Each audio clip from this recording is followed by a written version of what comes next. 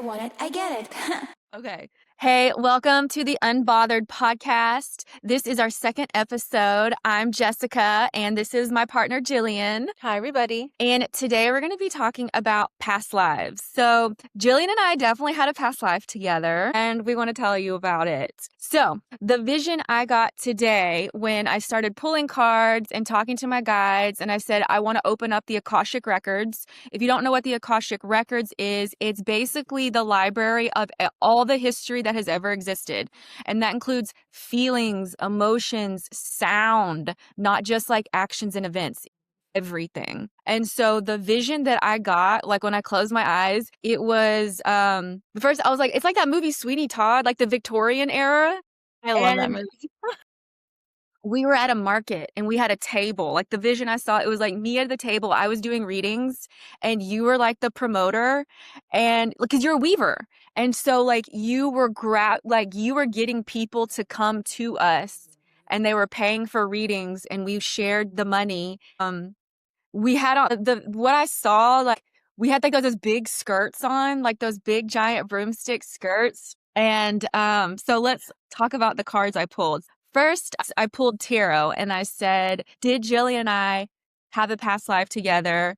And I got the Six of Wands. This is victorious. Like this is public recognition. And 6 is balance and harmony, which I love because I'm a life path number 33. If you add that together, it's 6, but that's all about balance and harmony. And this guy is like on his horse with like this laurel. This is a trophy. Like this guy is showing his trophy and everyone is like, yay. So I was like, love to see this. And I was like, I feel like we had more than one past life. Then I pulled, I don't know if I can show all of her because she's not wearing clothes. I pulled the World, and the World card also balance, harmony, completion of a cycle. I was like, we had multiple lives, but I only had a few minutes to do this. So the one that I am sticking with is like, yes. And we had clients together who we weren't allowed to talk about. Like, I think we had really wealthy clients that basically we had to sign like an NDA. I think they were like royals or related to like the royal family, but they were people in positions of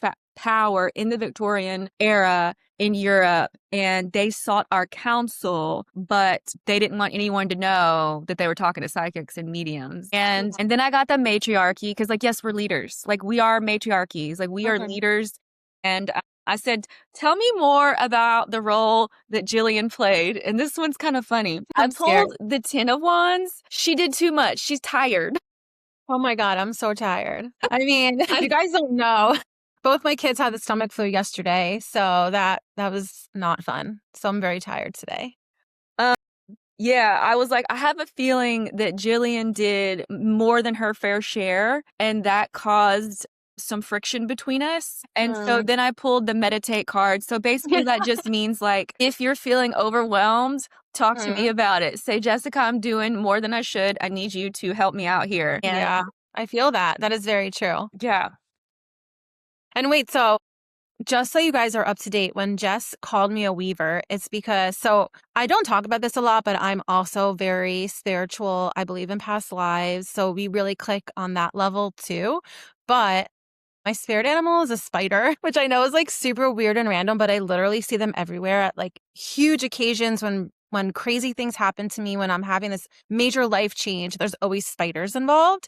And so that's why she called me a weaver, because they weave a web and I like to connect people to each other. So if you guys want to know what your spirit animal is, or if you want Jess to do a reading for you, we'll link all of that information in the show notes too.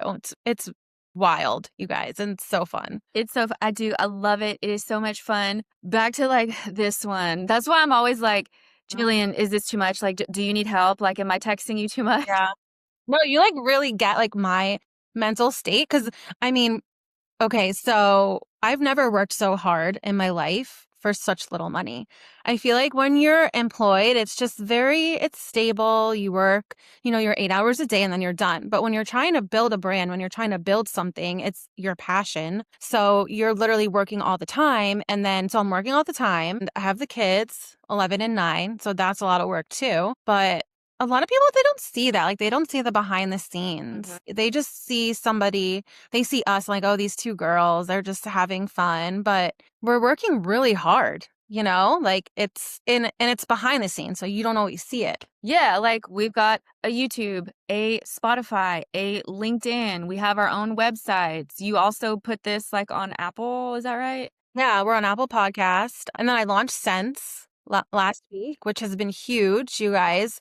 We've already raised over $250, which I feel like it doesn't sound like a lot, but I think it is for something that's only been live for 5 days and Yeah. also micro giving. So it's small, but I have over 200 applicants already signed up for the app. So I think that that's like, pretty huge. I'll probably start, I don't know, like blasting it on TikTok. Someone told me TikTok is huge for micro giving, but I love TikTok. yeah, My tarot readings that I do on TikTok, like I get new followers every day. really. Instagram, nah. Yeah, I don't know about Instagram anymore. I like it just for like scrolling, and when I feel like not using my brain, I'll go on Instagram. I'm never on Facebook anymore. I don't have I have a TikTok account, but I haven't posted anything. So I don't know. We'll see. My husband like swears by TikTok. He thinks it's like the best thing ever. He's always cracking up with like these Frenchy videos that he finds, and he'll like send them to me. I I have to love start doing it. Anyone have any TikTok advice? Let us know. Well, let me know. Please let us know. Do you want to talk about some past lives that you learned about? Sure. I don't know if you guys have ever read the book Many Lives, Many Masters. Have you read it, Jess? I think I told you about this a few weeks ago. So I'm in Florida. There's this famous psychiatrist. His name is Brian Weiss. He's based out of Miami. I tried to get an appointment with him before I had my first child. So that was like 15 years ago. And he was like totally booked for like 3 years out. And he goes on tour. He talks, he does a lot of like talks across the country. So he wrote this book called Many Lives, Many Masters. And I read it about 20-ish years ago, around the time my dad passed away. And I was young, I was 17. So I wasn't like super into it. And then my mom went to see a psychic. And because my dad had a Harley, she couldn't find the keys. And her friend who was really into mediums, she's like, let's go see a psychic and see if he can tell you where the keys are. So he told my mom through the psychic where the keys were to his Harley because she wanted to sell them. They were in this hidden wall safe that she didn't even know existed. He had like made it and never told her about it. Anyway, she found the keys, whatever. And my dad told the medium who told my mom that when he's ready to return, he's going to come back as a child of her first daughter. Her first daughter who has a child, he's going to come back as that boy. And my mom has 4 daughters. So she was like, and I'm the first. So she didn't know if it was like the first daughter, meaning me, or just the first daughter who has a boy. He was going to come back as that child. So I love the story. I tell the story to everybody. It was sitting in my daughter's room, trying to put her to sleep. We were rocking. It was nighttime. So all the blinds were shut. And I see this like white orb, like floating towards me. And I didn't not know I was pregnant yet. I was only like 6 or 7 weeks pregnant. And I didn't find out I was pregnant until I was like 9 weeks with my second. So this orb like floats to me and then it's like gone, like goes into my body and it's gone. I'm like, oh, that was really weird. I thought it was like a street light because we have street lights outside of our house, or just like a shadow, whatever. So my dad died of kidney cancer, and he had his left kidney removed and he died of kidney cancer. So I get pregnant with, I find out it's a boy.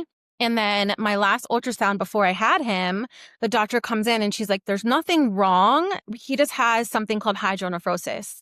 And I was like, what's that? And she's like, it's where one of his kidneys doesn't function 100%.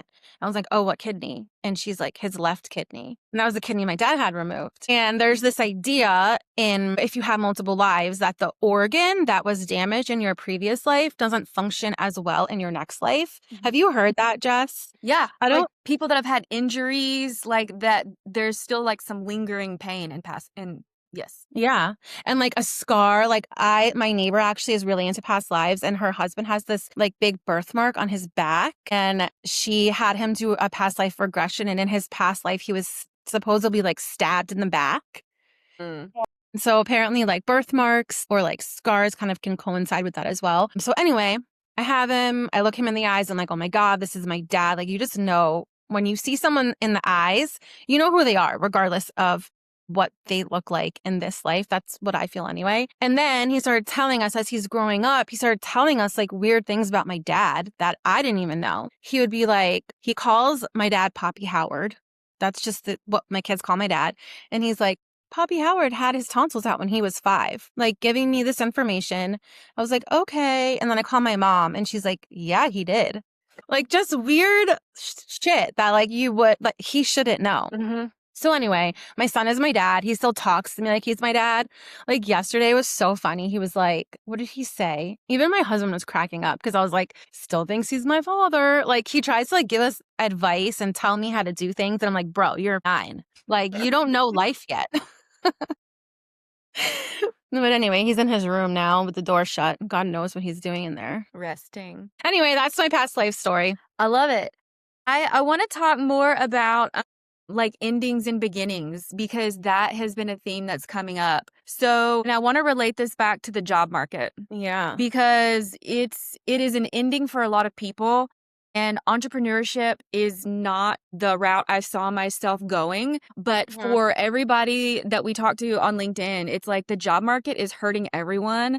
And so I want to talk about how entrepreneurship might be right for you. Okay. So, past lives, job markets, let's weave them together. Things I've learned in past lives, like, yeah, I was an entrepreneur and I had creative partners like Jillian. I had bodyguards. I had people that helped me. So, for anyone who is struggling to find a job, like entrepreneurship might be right for you. And that is a spiritual path because you're on your own time and you're using your own energy. So you have to protect your energy like it's your greatest resource, because it is. So that means like blocking people, saying no if something doesn't feel like the right fit. Like everybody is born psychic. That means everybody is intuitive. And if your body is telling you something's not right, listen to it. Like those red flags are there for a reason. So how I'm relating this to the completion of a cycle, the start of something new in the job market, I saw a bird funeral and I want to tell y'all about it. This is relevant because when you start going through endings, new beginnings, like energetically, you will see it in your physical world. So a couple weeks ago, it's probably like 2 weeks ago, I was on a walk in my neighborhood and I've been doing the same walk for years. And so I've started to notice patterns, the same animals, the same people. Like I just noticed when something has changed. And I saw a grackle doing something really unusual. We don't know what a grackle is. I live in Central Texas. A grackle, the males are blackbirds and the females are brown. And they're like a little bit bigger than a blue jay. They have really long tail feathers. They're a lot smaller than a crow. So anyway, I saw this grackle like going up and then going down and up and down and just sort of like flopping. And I was like, oh, dang, he's on his way out. But his body looked normal. And I was like, oh, maybe he has like a neurological situation. But he kept flopping.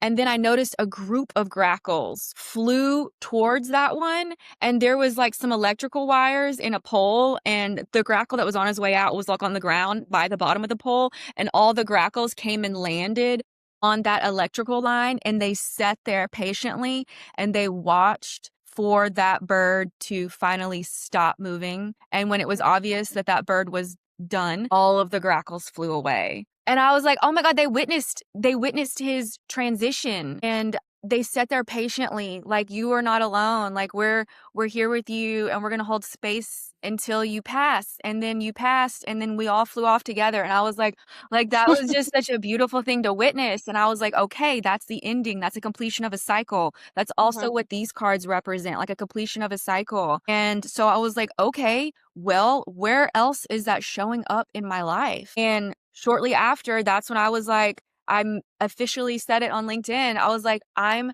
done applying to full-time jobs. And I credited you as a big inspiration. Like, you have been Jillian, like you have been my lighthouse. You inspired me to not look for full-time jobs anymore. Like I was like, let's look at the data.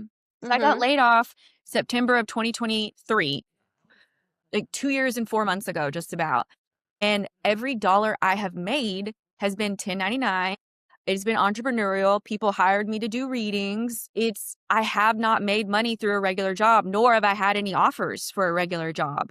And I've applied to thousands and I've had like a 1-digit number of interviews. And so I was like, obviously that's not going to happen. So it's like at some point you have to decide. I think entrepreneurship is the way to go. And when I met you and we started working together, I just had idea after idea after idea. And it's like, this is going to grow really fast. And so I just want other people to know, like, if your creative endeavors are blowing up post layoff, go make some money doing that. Like, it's not easy. It really isn't easy. But once I decided that's it, that's what I'm going to do, it felt like relief. Yeah. I think that too, when I stopped applying for full-time jobs, all the rejection emails that I got, because it's so funny. I stopped applying 3 months ago. And then in that time, I still got like 4 or 5 more rejection emails from jobs that I applied to like months prior. And every rejection email I got, I was like, great, this is another sign. This is another sign. This is another sign. Like, I'm done. And then I had a friend who called me, I want to say like a month ago. It was like a month ago. It was when I posted, it was around the time the recruiters started like ganging up on me. And that one really famous one who You want like to say the wouldn't name? give up. No, I'm not really a name dropper, but her initials are BD, if anybody knows who we're talking about. She made me feel so bad. She like accused me of all these things that I never did. Anyway, my friend was like, "What are you doing? You're never going to get a full-time job. Everyone like hates you." I'm like, "Everyone doesn't Those are threats. That's harassment. Yeah, I'm like, everyone doesn't hate me, first of all. And because a recruiter who thinks that she's better than everyone else on a platform that is literally social media, like social media is made for sharing your opinion. I don't care if LinkedIn thinks I don't even have words for what LinkedIn thinks it is. Like Oh, I do. LinkedIn, like they think that they're like corporate America and you have to be very proper and you can't curse and you have to only promote your projects and your thought leadershipness, and all that is That's white wrong. supremacy. That's It's cult. wrong. That's cult behavior. Like LinkedIn Right. tries to act like there's some corporate dominatrix, but deep down, they are a masochistic sub who is too afraid to admit what they really are because they don't want to change. They don't want to evolve. And that's the thing with a lot of these recruiters, especially the one that you're describing, when they don't benefit from understanding your point of view, they will take the low route, and that is control. And that's cult-like. LinkedIn is a raccoon and a Gucci belt, and I will say this over and over again. Like the trash that comes on my feed sometimes, it's horrifying. Would you like a spell to help minimize that? Yeah, I mean, I just like unfollow that, I unconnect from them, and then I just don't see them anymore. But no, I don't know. I don't want to spell. I want to spell that'll help me. Yes, that's what I mean. Like a protection type situation. Okay. Yeah, protect my feed. Here's what I do. If I'm posting a graphic with written words, or just a graphic on its own, like I'll go into Canva. You know how you can layer in Canva? So I'll do a protection spell that says like every time someone looks at me, I make more money. Or only people who are aligned with my highest truth will see this post. Or people who don't like me will be silenced by my spirit team. Whatever intention you want, whatever outcome you want, write that on the background and then put your image on top. Oh my God, that's so smart. It's like a fun little Easter egg. It is. Never would have thought of doing that. That's super cool. And if you're just doing a written part, like there's no graphic, like you can just like set that intention before you post it. Yeah, that's cool. I mean, I'm not a huge Canva user, but I'll do it in like Photoshop or Illustrator. Whatever you want to use, yeah. Canva. Is Canva more for people like me who are graphically challenged? I mean, professionals, like design professionals don't love Canva because it's very limited in what it can do, but whatever, it's fine. I had a client who came to me a few months ago and they were like, they had like 150 social posts that they wanted their social team to be able to edit. So they had all of these like guides essentially, like master files. And they're like, but we want it in Canva. And the creative director called me. He's a friend of mine. And he was like, do you know Canva? And I was like, sure. I mean, it's not that hard, even if you don't know it. And he was like, this is what you want. Can you do it? And I was like, yep, no problem. Money's money. You know, I thought it was pretty funny. Like it's a very like Gen Alpha thing to like start using Canva, or even like I guess Gen Z. But like my daughter and all her friends, they use Canva, they use CapCut, like all of these, I guess, digital platforms that are easy to use and are available and free. It's like they're all so good at it. Like my daughter's in this telecommunications class. She's in telecom in middle school, and she's like making full on videos in CapCut, like full on, like interviewing a teacher, putting graphics on, voiceovers. And I'm like, holy shit. It's like when we did that, we had like a VHS tape that we had to like double record and then like overlay the audio. It was like, but yeah, it's really crazy. Evolution is wild. On that topic of evolution, like, yes, it's like the job market isn't changing. Like, it's not evolving. It's getting worse. It's devolving. And so, like, that's why people are having such a hard time. And I just want them to know, like, it's not your fault. The job market is devolving. It is a sinking ship. And I'm not going to go down with a sinking ship. I'm just not doing that. And that's why I'm like, being an entrepreneur, like people say, I want to get paid to exist. That's what being an entrepreneur is. That's what making the content you want to make. That's what it means to get paid to exist. And that's why I push authentic voices so heavily on LinkedIn, because your authenticity, that's how you and I met. Like we were both talking our ish online, being our authentic selves. And that's how we met. That's how you find your creative partners, the people that you're supposed to build empires with. If you are dimming your light and putting a muzzle on yourself, you will not be able to find, or those people will not be able to find you because you dimmed your light. Right. Yeah. And that's what I told my friend. Like we ended our conversation where I was like, I'm building a personal brand. This is how I want to do it. I've always loved writing. I've always been pretty good at it. And people are responding to me. I feel like I'm helping a lot of people. I'm making them laugh. And she was just kind of like, okay, if that's what you want to do. Obviously, it is what you want to do. I know. And it was, I don't know. It was like condescending. No, not condescending, but just like a weird-ish conversation, because she's a teacher and she like doesn't like, she's on LinkedIn, but she's not on LinkedIn. And she's like, I just care about you. And I don't want you to like, be sad that you did this. And I was like, thank you. I feel like this is coming from your heart, I guess, but I'm not going to be sad or disappointed that like I consciously chose this direction. I'm making this face because I get really upset when anyone comes from my friends. And that's her limitation. Like that is her limited point of view. And I'm making a stank face because other people's limitations are not mine, and I'm not going to co-sign them. Right.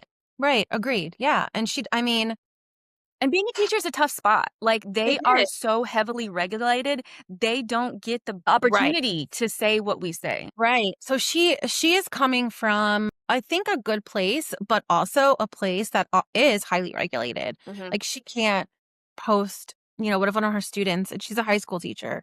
So, but it's fine. Whatever. When I just made a YouTube for my other channel, Resonate with Jessica, if y'all want tarot readings, channeled readings. And I talked on that topic. Wait, will you tell me what it is again? I just forgot. What? Resonate with Jessica? What topic? Back up. I am going through perimenopause and it is making me forget things.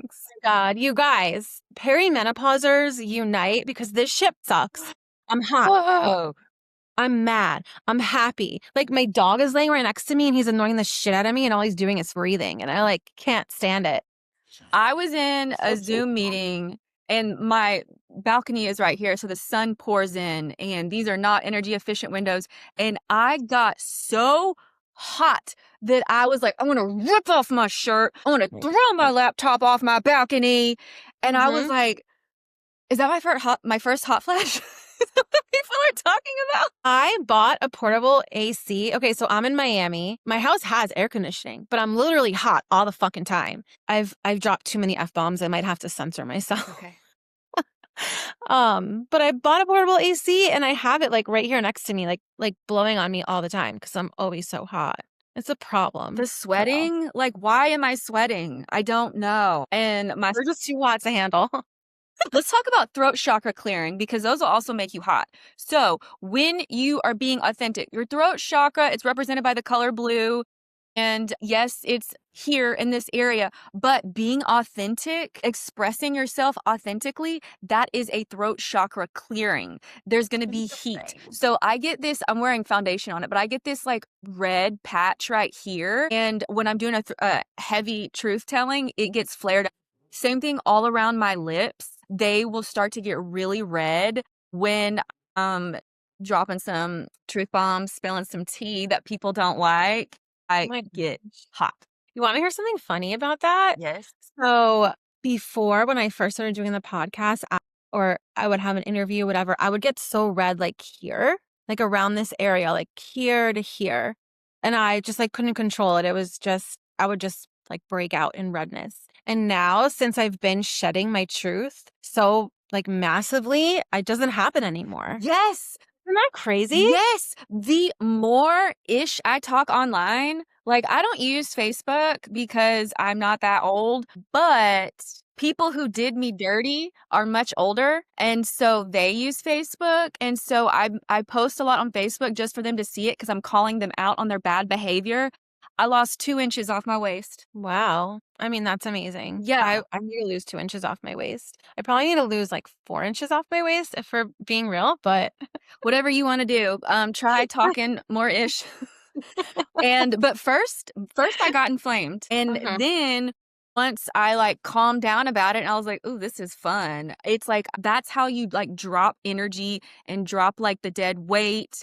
And when you release it, like I've heard, I Mhm. remember one time this acupuncturist that I went and used to go see, she told me a lot of psychics that she knew were very like bloated and heavier than they wanted to be. And she was like, as their acupuncturist, she was like, what I'm seeing is like they're not letting go of stuff. Oh, So like wow. you constantly have to set like energetic boundaries, not Yeah. just if you're doing spiritual work, but when you are online. Right. Because if people are talking crap about you in the comments, like that can be a hex. So what I do is I ask my spirit guides, here's what you can do if someone's coming for you online and you just want to clear that energy.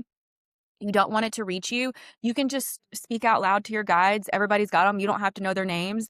And you can just say, swipe my energetic field of distortion and low vibrational energy that does not benefit me and that does not serve my highest good. Sweep it from my energetic field. And Mhm. I do that multiple times a day. I It love just that. like it's like you're saying somebody else can handle this problem because I'm not dealing with it. I love that. I need to start doing that. I feel like I used to get so affected in the beginning when people used to come at me. I mean, I would get comments like, you're just a millennial mom who wants attention. I remember that one like stuck. That one like really Like hurt me. any of that's a bad thing. Right. I mean, I've never been like an attention craver. I mean, hello, I have 3 sisters. Not one of me, none of us got attention like an only child. Like, I don't have only child syndrome or whatever that even is. But I don't know. I never, and it was funny because so my friend, I was talking to him when I first started, and he was like, "Oh, look, your post got XYZ impressions." And I was like, "What? Like, what are you talking about? What do you mean?" He's like, "You don't know how to find impressions?" And I'm like, "No, I mean, I'm not posting for impressions." And he was like, "Look, this is how you do it." And he literally like had to show me how to like go into my LinkedIn and like track the impressions that I was getting for the posts, which I thought was so funny that people call me, what's the word that they use? That I'm like an attention seeker and I'm posting like, oh, rage bait. They tell me I'm a rage baiter and I'm like, So what okay. if you are? Right. I mean, I sure sometimes I am. Sometimes I cause like good trouble. That's okay. 100%. That's okay. It's okay to want attention. We deserve attention. We have a podcast. Right. Right. We post online. Like, it's okay to want attention. Like, that to me, that doesn't bother me. If someone's like, you just want attention, I'll be like, yeah, and I got it. Right. I got what I wanted, And haha. and I'm making money off of it. Yeah. That's okay. Mm-hmm. Yeah, it's true. You have to, yeah, like I live in my truth now. This is my truth. I live in my truth. This is who I want to be. This is who I am. Not want to be. This is who I am. Oh, I just talked to somebody about this, about how powerful that is. When you start living the way that you want to be and use it in present tense, this is how I am. I am. That energy finds you. And it just feels better Yeah. to say, I am Right. getting attention online. I am making money for talking ish, the more, I'm trying not to say the S word, but the more ish I talk online, the more money I make. And the more honest I am with people, the more I get hired. And sometimes it's just random stuff and like one-offs, but it's building. And I have enough like time and data to like track it. And I'm like, it's building. And I also want people to know that being authentic is high risk, high reward. Yeah, it really is. It really is high risk. It takes like a certain type of mindset. And you know what, too, also is that my husband is like super supportive. As he So I should feel be. like, yeah, right? Obviously, I'm like the queen You're the goddess. Yes. of our house. No, but I feel You're like the if I did, matriarch. the matriarch, right? If I didn't have that support, it would be a lot harder to do it. But you can still do it. You just have to live in your truth more powerfully. And you're going to have to get rid of people who Yeah, are that trying to right. take you down. Like, that's why, like, all of my friends are new. And I don't have a family because I don't reward bad behavior. So if Right. somebody can't treat me with respect, which is the bare minimum, if somebody can't do the bare minimum, they don't get the benefit of being in my life. Their access is removed. Right. Totally agreed. I have a lot of friends, but I have very few close friends who know everything about me. And I like to keep it that way because not only like my friend who called me, like she's an acquaintance, like she probably won't even listen to the podcast, but she doesn't know why I was doing this or how it made me feel. You know, she's seeing it from the outside. So keep your circle small. I feel like I give that advice to my kids too. Like have a lot of friends, be nice to everybody, be kind to everybody, because there's a difference between nice and kind. Yeah. Be kind, but keep your circle small. And those people will always be there for you when you need them. That's what I found anyway. Yeah, my circle is small and I am careful about who I share what with. Not Mm-hmm. necessarily out of fear, but I just know that people can only meet me at their level of consciousness. So if they're not that deep, they're not going to be able to see me that deep. And so Oh my that's why God. Yeah. sometimes I'm like, I just don't even bother. I totally agree. 100%. I was just having this conversation with my mom yesterday about literally that exact same thing. Like your energies have to meet at the same place, at the same level.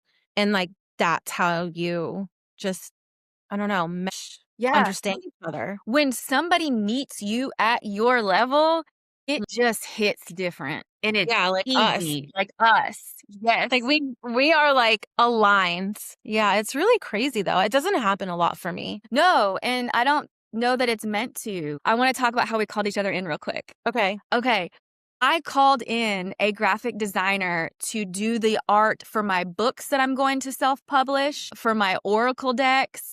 And like, I'm just not a graphic designer girly. I struggle in that area. And Jillian called in a copywriter, even though she's an excellent writer. She was like, I want a copywriter. We called each other in, we manifested each other. And here we are. Look at us, guys. It works. It works. Manifestation works. I don't care what anybody says. I believe in it. Well, that's a good place to end this. Until next week, write us anything you guys want us to talk about. We'll explore anything fun. Yep. And we've got new episodes every Friday on Spotify and YouTube. And are we on Apple Podcast? Yeah. And on Apple. Great. All right. Bye, guys. Bye. Incredible.